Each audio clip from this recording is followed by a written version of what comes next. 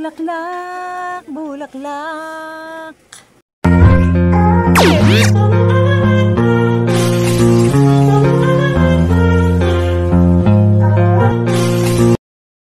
Hello guys, for today's video ay gagawa tayo ng big sunflower dahil nakakita na naman ng lola ninyo na gumagawa ng ganito na malaki.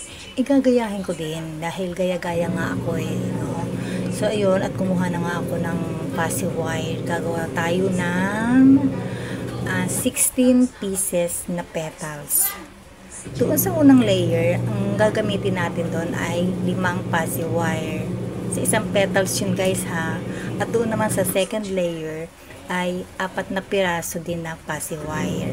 So ayun na nga, inumpisahan ko na nga at gumagawa na nga ako ng petals. Ang kailangan lang natin talaga yan ay pagpantay-pantayin siya.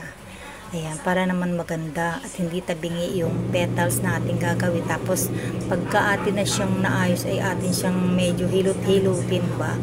Ayan, para maganda naman yung kanyang kalalabasan.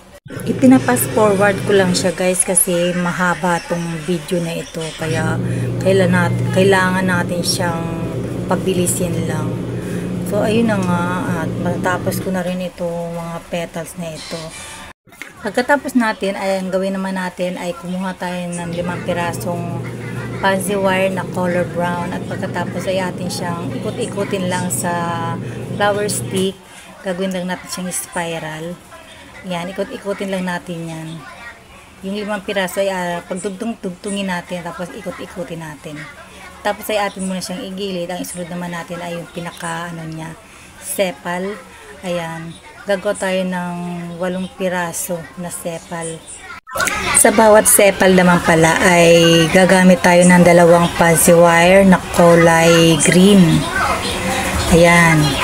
Color green. At pagkatapos ayun din, kagaya din sa ating ginawa na petals. Ganun din yung process niya. Ayan. 8 piraso la sepal yung ating gagawin.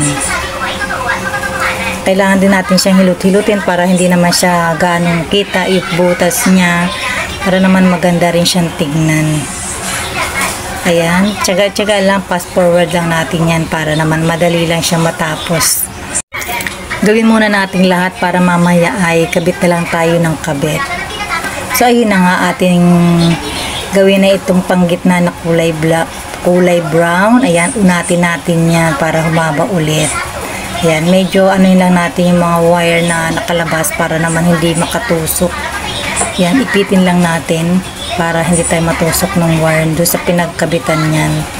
So at ayun na nga, gawin na natin siya. Ang gagawin lang natin ay atin lang siyang iikot-ikutin. Ayan, ikot-ikutin lang natin hanggang sa mabuo natin yung bilog na ilalagay natin sa gitna ng sunflower. Yan, dikitan natin siya ng stick glue para hindi siya magbuhag-hag. Para hindi siya mahiwalay-hiwalay. Ayan, ikot-ikotin natin siya. Ganyan lang gagawin natin guys. At kailangan natin siyang hawakan kasi baka bumuka siya. Ayan, dikitan natin siya ng stick glue. Tapos ituloy lang natin yung pag-ikot para mabuo natin yung bilog na ating gagamitin. So ayun na nga guys, tapos na. Ang ginawa ko na lang ay akin, dinikit pala siya dun sa karton na aking ginupit na bilog para hindi siya talaga maghiwalay at maging matibay siya. At yun, umpisahan na nating putulin yung mga sobrang mga doon sa ating ginawang mga petals. Yan, puputulin lang natin yan para malinis yung tingnan. At atin na rin simula ng pagdidikit. Yan, nilagyan ko nga pa ng tuldok-tuldok yung para meron akong susundan. Yan, ididikit lang natin ng stick glue yung mga petals. Yan, ipaikot lang natin siya dito sa bilog na ito. Ayan, o diba ganyan lang guys, madali lang siya. Yan. Kailangan dikit na dikit siya para mamaya pag atin siyang i-bend natin yan kasi mamaya hindi siya matanggal. Kailangan dikit talaga siya. Ayan, ayan. Tapos na yung first layer. Ang isusunod naman natin ay yung second layer. Ayan. Ganun din ang paggawa. I-alternate lang natin. Sa pagitan naman natin siya ididikit. Para maganda yung kanyang kalalabasan. Ayan, madali lang guys. Sundan lang natin tong ginagawa ko at makakagawa din kayo ng inyong big sunflower. Ayan, ganda guys. Mamaya makikita ninyo yung resulta ng ating ginawang big sunflower. Yan, ikot-ikot lang natin yan. Tapos dikitan natin ng stick glue gamit ang glue gun. Yan, malapit na siyang matapos. Kailangan lang talaga guys matyaga ka paggawa ng ganito. So ayun na nga, tapos na, naidikit na natin ang mga petals sa kulay brown na dilaw. Yan, medyo diin-diin natin para dumikit siya ng maigi. O diba, ang ganda na guys. O yan, o diba, ang ganda na, bukang-buka na siya. Tapos ang isusunod pala natin dito ay ikakabit naman natin yung mga sepal dito sa pang-ilalim niya. Yan, ididikit din natin yan, i-bend lang natin yan. Tapos atin siyang didikitan ng stick glue.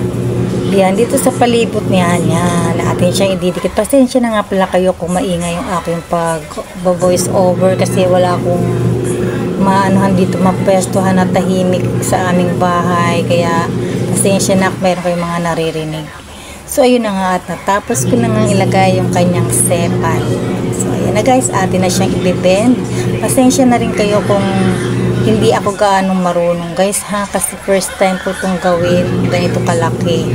Ayan, pero ating sisikapin na maging maganda yung kalalabasan niya. Hilot-hilot lang natin yan guys. Kailangan lang natin na hilot-hilotin itong ating big sunflower. Okay, ganda-ganda talaga niya. O diba guys, kayang-kaya natin. Akala ko hindi ko kakayanin, pero kaya ko naman pala. Ayan, thank you for watching guys. Ang ganda na ng ating big sunflower. Try nyo rin guys, at alam kong kaya nyo rin itong gawin. Ayan na ang ating big sunflower. Thank you for watching guys. Bye bye.